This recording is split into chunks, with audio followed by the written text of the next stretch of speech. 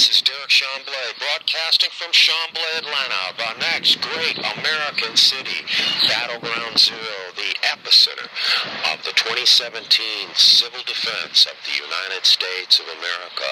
Also the 5th Congressional District of our Congressman John Lewis, who our current president says is all talk and no action. This is Derek Chamblee, CyberCitizen Network, all talk, Trump, executive action. Also, Chamblee, Atlanta is the site of the 6th Congressional District. The newly elected congressperson, former Secretary of State of Georgia, Karen Handel, on Tuesday won the 6th Congressional District of Georgia. At any rate, we're following breaking news today. Article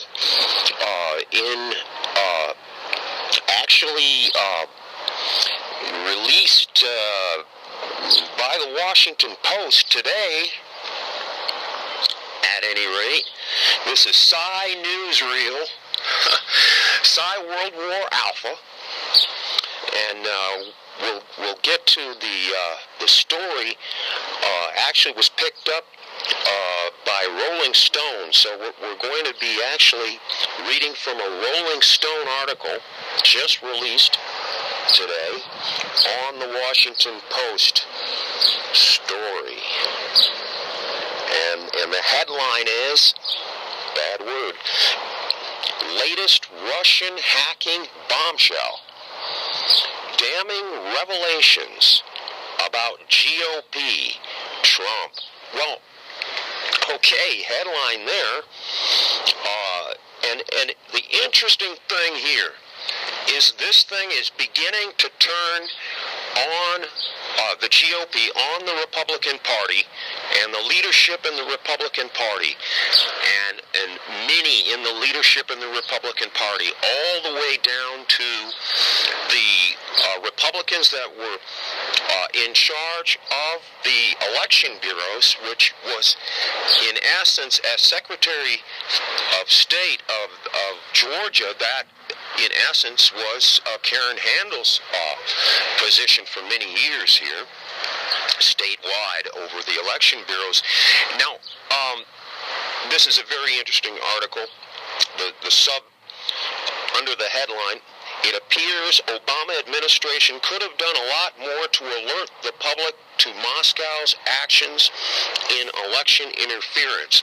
And we want to back up again to this thing turning on the Republican leadership. We're still following up the origin of the leaks, the hackers, and tracing that back to the Jeb Bush Spy network, aligned with current Florida Senator Marco Rubio, current Governor of Wisconsin Scott Walker, current Speaker of the House Paul Ryan, all Republicans, and current Governor of Florida Rick Scott, that they found a capability through the cyber world, which goes back to when Jeb Bush was the governor of Florida and his brother was the president of the United States, George W. Bush, that they found a way through Homeland Security and the portals and the encryptions and whatnot. Some of those things were just leaked. CIA encryptions and whatnot were just leaked. At any rate, that they found a way through the portals in the cyber world to flip votes in the DIEBOLD election voting machines, and that in the 2016 presidential election, through the group of anti-Trump Republicans that were in the beginning never Clinton, that became never Trump, that made a deal with Donald Trump just before the convention so that he could get the nomination. He made a deal, a great deal with them. Just prior to the convention, in July of 2016, the Republican convention, he made a great deal. He gets the nomination, they get everything that they want out of the government, and they win the election because they told him at that time, including they told Vice Presidential candidate Mike Pence. They told him that the election's rigged, they have a way to flip votes, and they proceeded with the help of the governor, Rick Scott of Florida, and the governor of Wisconsin, Scott Walker, and the Speaker of the House had knowledge as well from Wisconsin, Paul Ryan, and Marco Rubio, so that he could, at the last minute, decide that he was going to run for re-election for the U.S. Senate seat after he turned down the vice presidential offer of candidate Donald Trump. Marco Rubio was also part of this.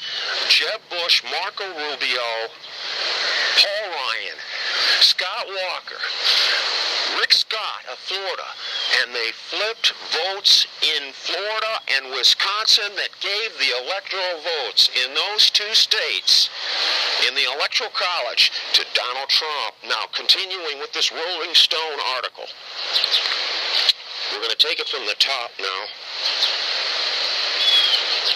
It's written by Bob Dreyfus. It wasn't just Donald Trump who dismissed and rejected charges that Russian spies hacked the election last year. Now we know that pretty much the entire Republican Party team did so too. From the Republican congressional leadership down to GOP secretaries of state in the states whose local electoral systems were under attack. They blithely served as V. Putin's defense team, even as President Obama's national security aides were uncovering a vast Russian conspiracy to undermine America's electoral process. We're going to stop right there because we know that it's possible to hack the voting machines and flip votes with the Diebold voting machines. We know that because Roger Stone revealed that when he first said the election was going to be rigged. We're going to back up again, too, to the Sunday news show where the candidate for Vice President Mike Pence was sitting next to candidate Donald Trump, and Donald Trump was saying the election was rigged, but if it's rigged in his favor, he'll take it. And Vice President Mike Pence sat right there and said, no, he's sure it's not rigged. Oh, really? And we know that through the cyber world, that the cybersecurity platform that Jeb Bush laid out in September, October, and November of 2015, when he's running for the Republican nomination, we know that it's possible to leave the fingerprint and misdirect the fingerprint and leave the fingerprint that it came from a hacker of Russia, when really the leaks